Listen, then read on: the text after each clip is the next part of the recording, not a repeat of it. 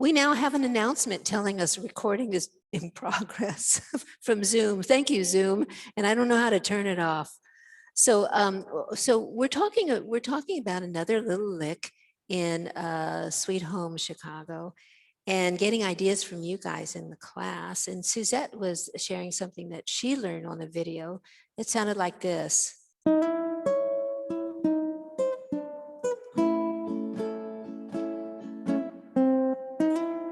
Whoops.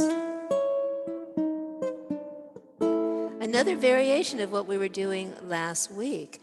And if I'm going to break it down, again, the right hand is in finger picking position. We're only playing 2 strings, the C string and the A string. And I'm playing them with my index finger and my ring finger. The very first note of this lick, we're sliding into it. We're sliding to the 4th fret on the C string. That's an E note. I test it out by playing an E string and I go, oh, they're the same. Must be an E. And when I'm sliding, you can start on the 3rd fret and slide into the 4th. Let's try that. So I start plucking when my finger's on the 3rd fret. See that? And you get that really cool sound. To do it a few hundred times, let's try sliding from the 2nd fret to the 4th fret. You ready?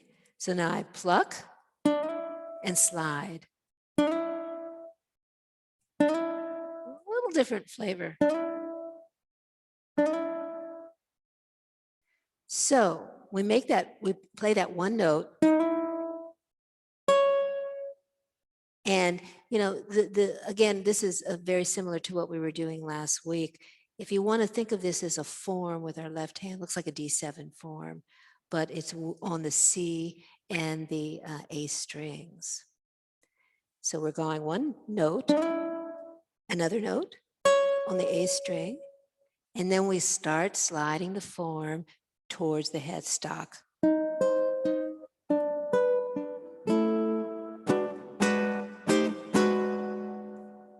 Let me do that again, maybe not make a mistake here. Who knows? So it'd be 1, 2, 3, 4.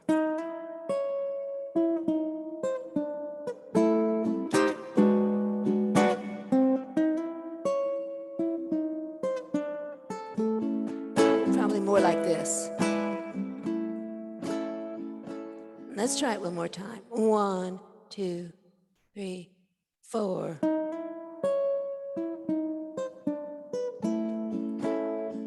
Again.